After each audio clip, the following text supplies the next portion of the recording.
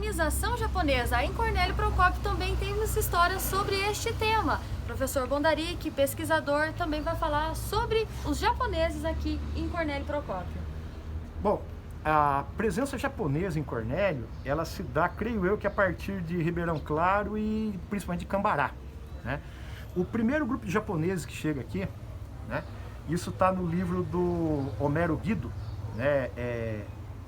Sobre a colonização japonesa no Paraná, no norte do Paraná principalmente, onde hoje é Nova Igarapava, o bairro Nova Igarapava, localizar. É a estrada que vem de Santa Amélia, atravessa o Rio Laranjinha e sai aqui em cima, próximo à Casa João Paulo II e à Torre da Embratel, né? Ali um japonês de sobrenome Nishimura, ele adquiriu terras com outros e logo ele atraiu outros japoneses e ali começa a primeira colônia. Também nós vamos ter japoneses no que hoje é o distrito de Congonhas, adquirindo terras ali. Suponho que muitos desses japoneses fossem ex-colonos da Companhia Agrícola Barbosa lá em Cambará. Mas uma coisa importante também que nós temos é a colônia central. A colônia central foi a maior colônia japonesa que nós tivemos em Cornélio Procópio, né? E que muitas das famílias que hoje moram aqui, dos nomes japoneses que nós conhecemos, estiveram por ali. Uma coisa importante, né? Quando essas colônias elas se desenvolvem, há que se lembrar o seguinte: Cornélio Procópio, a comarca de Cornélio Procópio, até 1945 pelo menos, ela englobava Cornélio Procópio, Uraí, Jataizinho, Açaí, né? Então uma coisa que me surpreendeu foi saber que durante a Segunda Guerra Mundial nós tivemos atividades, eram consideradas antipatrióticas ou antibrasileiras, de sabotagem de guerra aqui em Cornélio Procópio, né?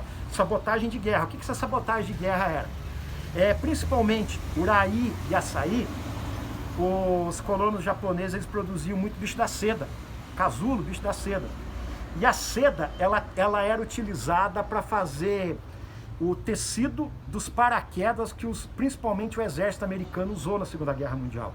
Você assistiu Band of Brothers, você assistiu o filme de guerra, qual outro? Uma Ponte Longe Demais, né? Outros filmes que tem paraquedistas, aqueles paraquedas que eles usavam, inclusive que os ingleses usavam, eram feitos com seda, e muita dessa seda era produzida aqui no Brasil. Então surgiu um movimento de japoneses que, né, não que eles fossem anti-brasileiros, eles eram japoneses. Eles eram patriotas, mas eram patriotas japoneses. Então o esforço de guerra deles qual que era?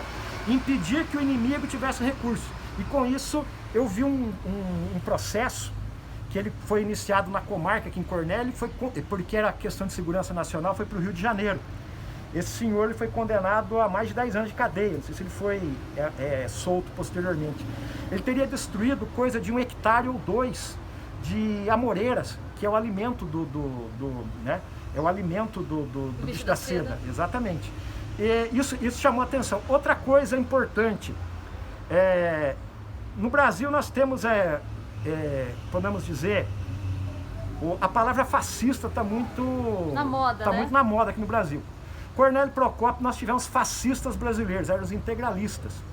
Em 1936, 37, um grupo de uns 10 ou 12 integralistas, eles iam participar de um golpe, o golpe que tentou depor Getúlio Vargas lá no Rio de Janeiro, aconteceu simultaneamente em várias regiões do Brasil.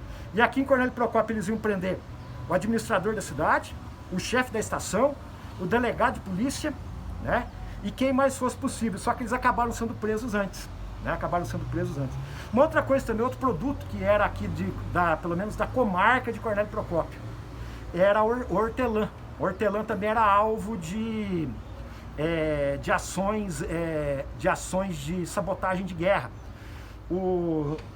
Uma coisa, quando a gente pensa na Segunda Guerra Mundial na Europa, ou até no Japão, são os bombardeios aéreos. Os grandes bombardeiros, eles voavam em grande altitude. Em grande altitude, o ar é rarefeito. É difícil a refrigeração do motor, né? É difícil a refrigeração do motor. Então, eles desenvolveram um óleo de refrigeração à base de hortelã. Era o óleo, a essência do hortelã que era utilizado para produzir para produzir esse óleo. Então a plantação de hortelã também era alvo de sabotagem, é outra coisa curiosa que nós temos na nossa história, né? Nós tivemos muita sabotagem desse daí. No estado de São Paulo, muita, inclusive surgiu um movimento chamado Shindo Henei, que eram japoneses que após a Segunda Guerra Mundial, eles não aceitavam a derrota do Japão e diziam que era mentira. Falavam, eles não usavam o termo que também é moda hoje, fake news, mas eles diziam que os jornais estavam mentindo, as emissoras de rádio estavam mentindo, que o Japão havia vencido a guerra, quando o Japão estava completamente destruído. E esse Shindo Henei, nós tivemos ações deles aqui na região também. É algo que é um assunto bastante tabu. Dificilmente, já que a maior parte já faleceram, as pessoas envolvidas, né? Dificilmente se encontrava alguém disposto a falar da ação desse grupo Shindo Henei, que gerou o filme Corações Sujos, o livro e o filme Corações Sujos, que conta a história deles.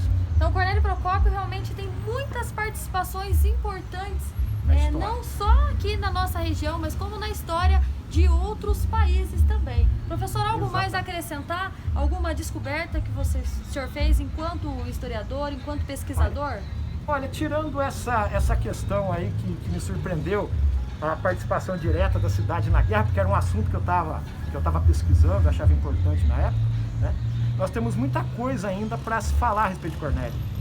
Eu acredito que tem muita fotografia guardada em fundo de baú, fundo de gaveta, quem sabe até filmes, né?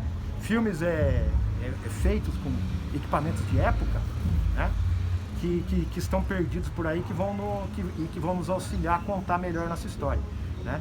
Apesar de nós termos um livro em Cornélio Procópio, que é do Antônio Vilas Boas Neto, eu acredito que seja um dos melhores livros de história aqui do norte do Paraná, contando a história de uma cidade específica, que ele se baseou única e exclusivamente nos arquivos do jornal Voz do Povo, né? É um livro que eu recomendo para quem quer conhecer conhecer as curiosidades da cidade, né? É um livro que eu recomendo. Ali que vocês vão descobrir, né, muitas coisas. E às vezes a descoberta, como eu não sou nascido aqui, né, às vezes a descoberta para quem é nascido, quando vê um livro desse ou escuta uma história, você começa a costurar aquela história que você ouviu do pai, do avô, do bisavô quando era criança, você começa a costurar com isso que está acontecendo, com isso que você está vendo. Esse que é o grande lance da história, que é a grande descoberta que cada um faz, né? Além da história que é importante para todos, você descobre aquela história que é importante para você, tá certo?